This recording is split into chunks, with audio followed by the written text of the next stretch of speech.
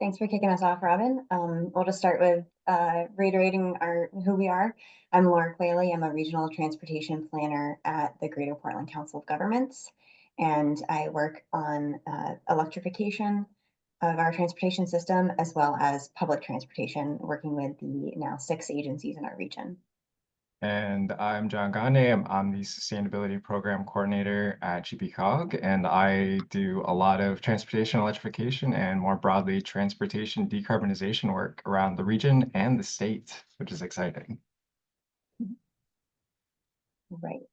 Now, I believe you can see the slides, John, is that right? Yes. Yep, Okay, looks good. excellent. So yeah, I'll kick us off here. We're here to talk about our initiative, Charging the Region, which is an initiative that we've been working on for the past several months. And really what it is working to develop a regional EV charging plan and strategy for the Greater Portland region. So some of you might not know who GPCOG is, or the Greater Portland Council of Governments. But we are a regional agency serving 29 cities and towns in Cumberland and York County. We help cities and towns do together what they can't do alone to work and make our member communities prosperous and economically sustainable.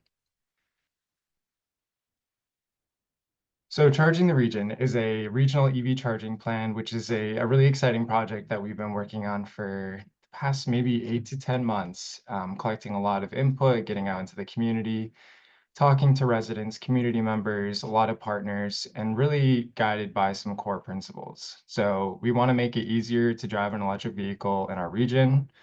We want to engage with residents and municipal leaders along every step of the way.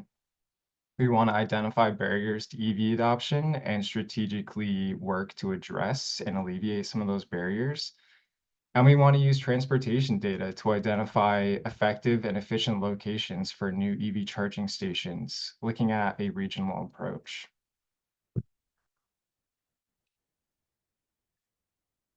So I'm going to do some quick level setting and cover some terminology and what is sort of in the scope of the project and what is without.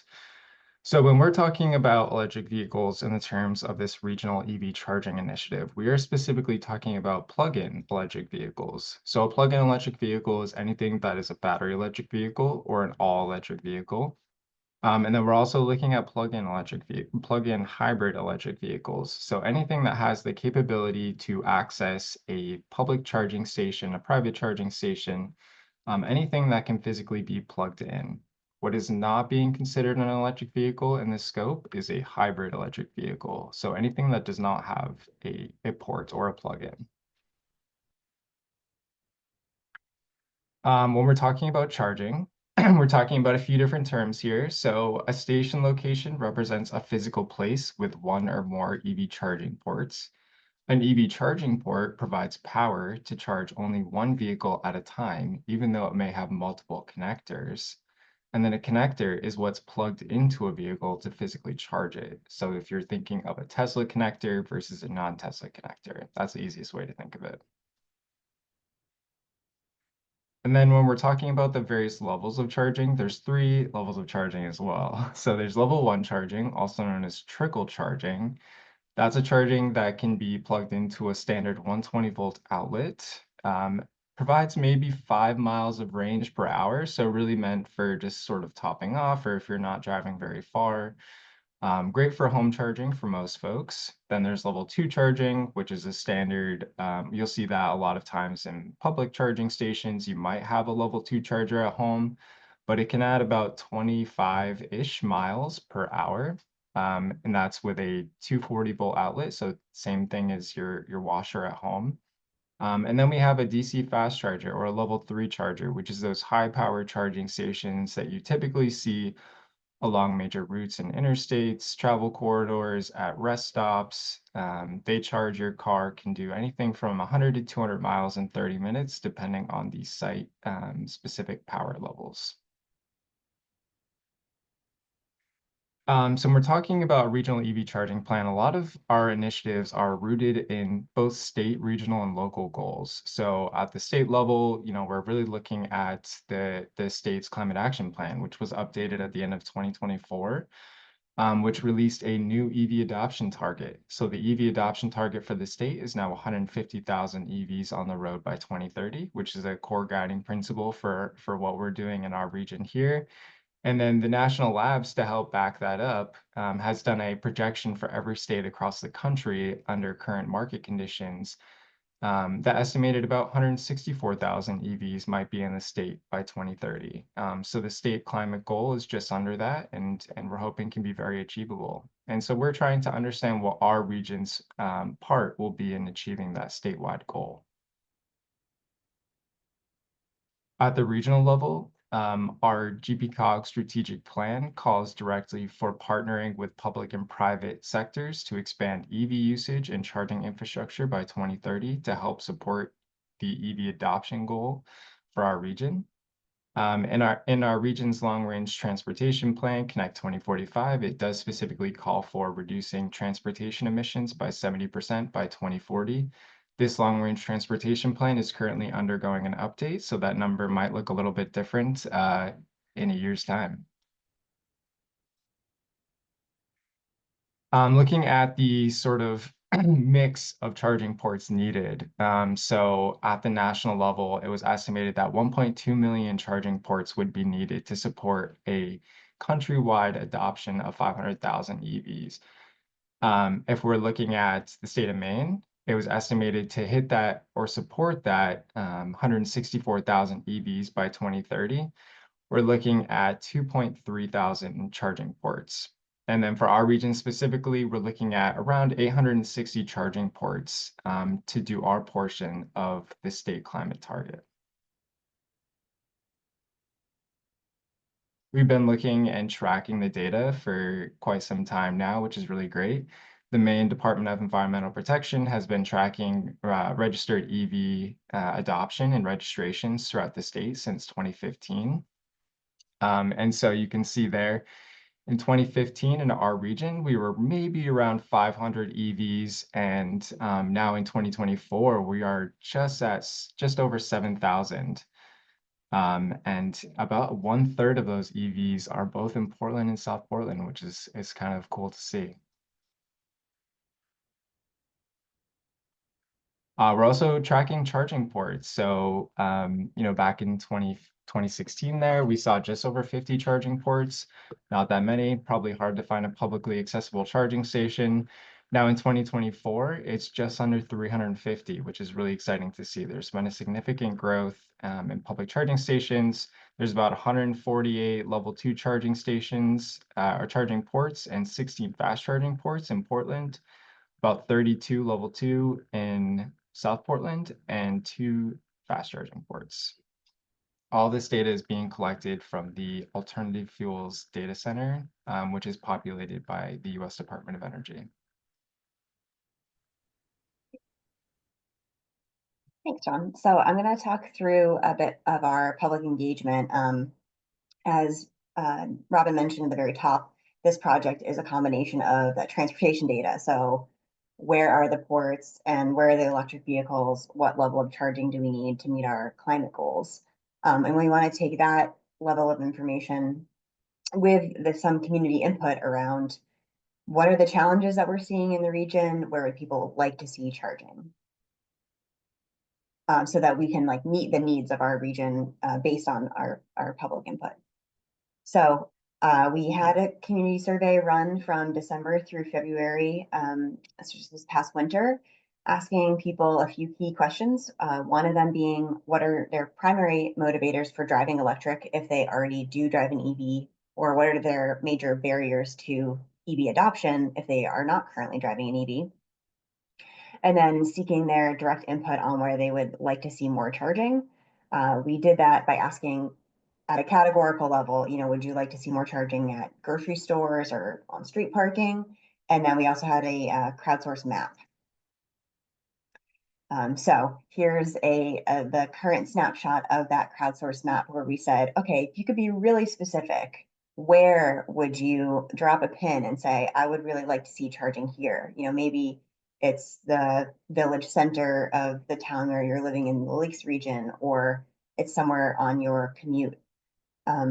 We gathered information about over 150 points of interest around the region. And we also asked people like why here when they were placing that pin. Is it because it's near where you work or other things that I just mentioned, like their motivations for wanting to charge at specific places. We asked them to explain. So in the survey, we reached almost 350 people. Interestingly, about half were EV drivers currently, and half were non-EV drivers. Looking at the folks who do currently drive EV, that was primarily those who are driving battery electric vehicles, so also known as all electric vehicles. And then 10% of people overall drive plug-in hybrid electric. 40% of respondents overall drive gas-powered vehicles, and 8% drive a hybrid electric vehicle, like the original Prius is my always go-to example of that. So we got a good mix of people with different experiences charging as they're driving electric right now, or who haven't been made the switch. And then 3% of people primarily walk, bike, or use public transportation to get around. And I just want to use this moment to say that we are very much scoping this conversation around electric vehicles, but of course, from One Climate Future, our regional plans, Maine Won't Wait, that those are one piece of decarbonizing transportation, and certainly walking, biking, and using transit are very green options for getting around. And there's a lot of other work and investment at GPCOG and many other places to make those more viable options. Also, jumping back into the survey results, we did get answers from folks all around the region and all but one of our 29 municipalities. And to reiterate, that spans from like Bridgeton out to the islands, up from Freeport down to Biddeford. A key piece of planning for future charging is also making sure that charging is available for multifamily housing residents or lower income households who might not be able to charge at home. You may have seen in the introductory email, 80% of charging is typically done at home for people who can charge at home, EV drivers right now. And so we captured, what types of residents people are living in, single family home, condo, other, and whether they rent or own. We do need to reach more renters and multifamily residents through this work. And to kind of supplement this survey, we met with some multifamily housing developers, including affordable housing developers, to talk about how we can meet the needs of their residents, particularly in more urban places where we have a lot of multifamily housing, like Portland and South Portland. So we're incorporating their feedback into the plan as well. Another key piece of this is understanding how far people typically drive in a weekday, and some of their trends around driving to work or home. Over 90% of our respondents said that they drive less than 40 miles on a typical weekday. And we asked this also to understand and be able to have more conversations in our communities about kind of the expectations around charging and how it's such a paradigm shift from driving a gas powered vehicle, where, if you're driving less than 40 miles a day, that you can basically have your charging needs met every day if you have access to either workplace charging or charging at home. So you can like fully fuel up depending using a level 2 charger either at work or at home. And then we also, I wanted to call out some of the major corridors that people used and indicated on the crowdsource map were 295, Route 1, and 95, of course, all of which touch Portland, South Portland. So from there, we had implemented a logic model into our survey. And so it would split into two distinct categories. We had a category that was focused on non-EV drivers, which Laura had alluded to earlier, which was really trying to understand what are those major barriers for EV adoption and how can we work to address and alleviate those. And so we asked folks how familiar are you with EVs? Really just trying to understand, are EVs on people's radar? Are people talking about them? And the overwhelming majority fell into the extremely familiar, very familiar, or somewhat familiar category, which was kind of nice to see. When asked general knowledge about EV incentives, almost 80% were familiar with available incentives for the vehicles themselves. And then about 65% were familiar with charging equipment incentives. So knowing this information tells us that people are both aware of electric vehicles and aware of available incentives to help bring the cost down. But that also points to the fact that there are other major barriers that are potentially stopping folks from making that shift. And so we wanted to understand, what are those major barriers for either buying or leasing an EV?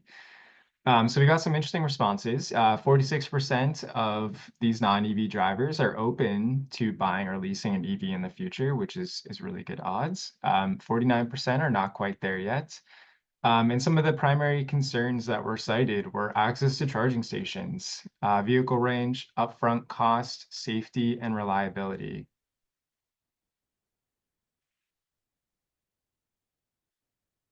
So we asked, where do you want to see charging, separate from the mapping exercise? And we saw a lot of common themes amongst responses. People wanted to see charging where they're already planning or need to go. People would feel more comfortable and confident driving an EV if their local grocery store, their favorite outdoor recreation space, or their typical pit stop on a long road trip had charging. This becomes even more essential for building driver confidence and alleviating range anxiety, especially if you don't have access to home charging. Especially important for our urban communities. And then so we asked more specifically, where do you want to see charging in a categorical level? And so the top three most cited charging locations for the non-EV drivers were grocery stores, parks and outdoor recreation areas, and big box stores, retails, or shopping locations. Closely followed by on-street parking spots in gyms and recreation centers, again, pointing to that need for access to charging stations, especially if folks do not have access to charging at home. So one of the final questions that we had asked on the survey was open-ended. And we wanted and asked folks to just include any additional thoughts that they had around EVs or charging infrastructure.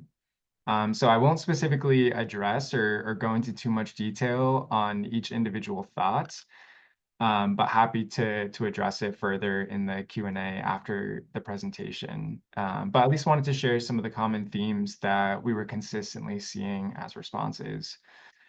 So there was this sentiment of preferring private equity over public.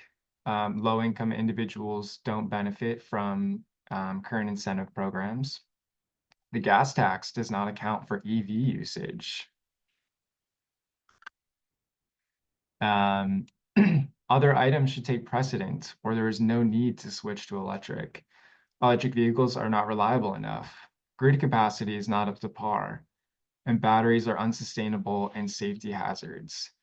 Now, this information may seem kind of all over the place, but it gives us a good idea of where we should focus future education programs, outreach, engagement, and help alleviate some of those concerns and really start to build that driver confidence in the technology.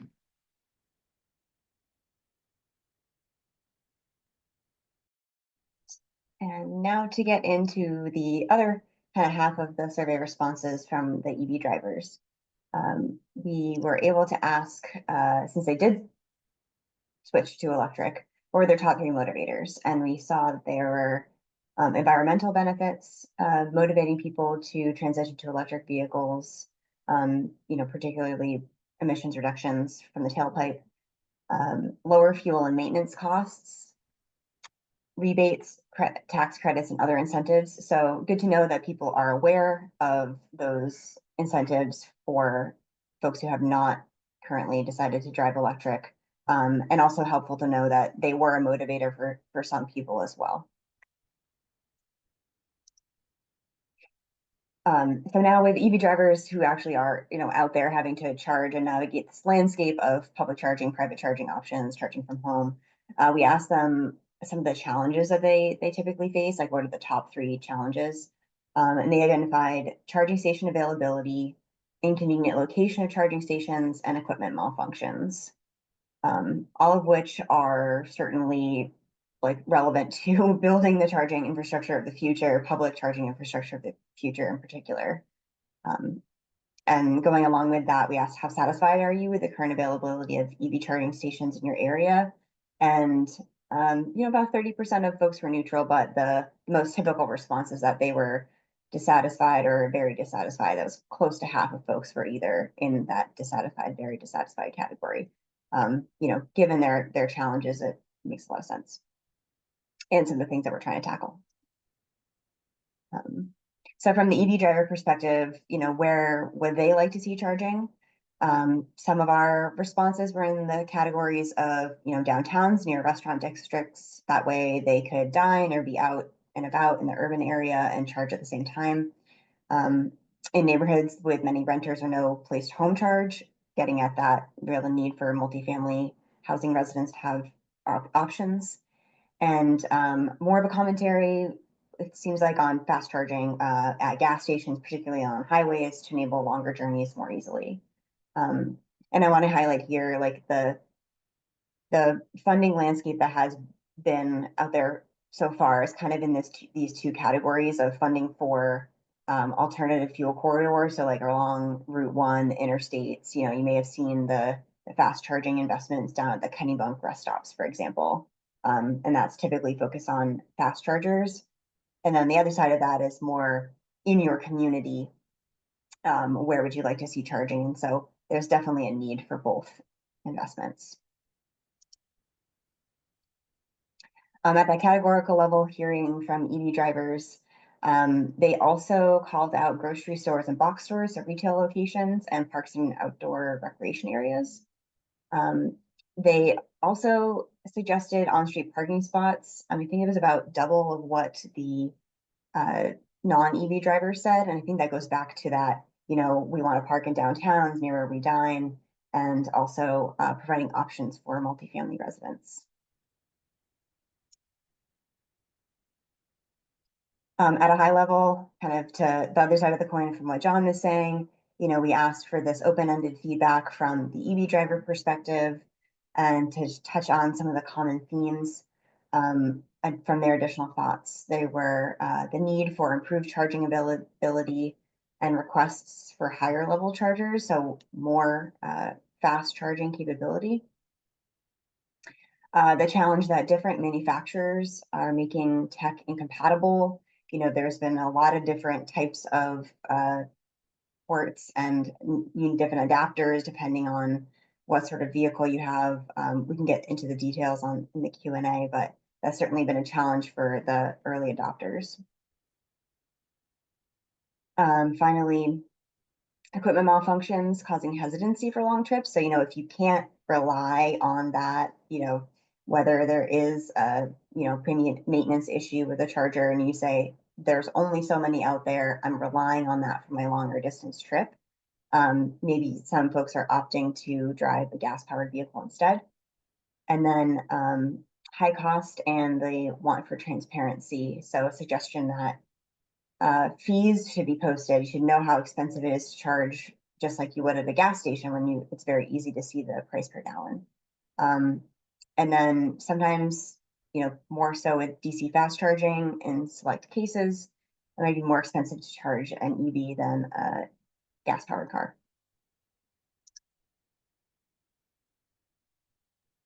So now that we've gone through the survey results, so let's talk about what's coming next. So we're going to be taking our community survey data along with our mapping data. So all of the points of interest that folks had indicated they want to see more charging. We're going to tie that in with analyzing travel patterns using streetlight data, which is a transportation modeling software. We're going to be looking at creating zones or clusters of charging location based on public input and demand. Looking at some other, important factors like the grid capacity and site-specific locations and feasibility of different sites. We're going to be incorporating electrification into existing regional efforts. So we're working on a project right now called Reimagining Route 1, which right now is in the public input process. There's a meeting on Tuesday at the Scarborough Town Hall from 5:30 to 7:30, where folks are encouraged to come and provide input on, how they'd like to reimagine Route 1, whether that's, seeing more bike and pedestrian infrastructure, public transit, mobility hubs, EV charging, all of those really important transportation questions. We're also updating GPCOG's long-range regional transportation plan. So Connect 2045 will become Connect 2050 or some variant of that name, which will include a lot of the data that we've been working on and collecting through this process. So making sure that electrification is a strategy moving forward and that we're planning for the future. And then developing priority locations and identifying feasible sites around the region. So looking at those major corridors, looking at all those the data pieces that we've already been collecting and meshing that in with the public input. And so hopefully we'll have at the end of this, we'll hopefully be posting it sometime this summer. It'll include all the data from the community survey, all the transportation data, and hopefully a list of strategic locations around the region that will help make it more convenient for folks to drive an EV. And then we'll drop the link for those reimagining Route 1 sessions. We'd love for folks to get involved and provide input. And I forgot to mention there's also going to be a virtual session, I believe April 30th. So we can send the details for all of that as well. And then, yeah, I think, Laura, if I missed anything, and otherwise I think we're ready to hop into questions.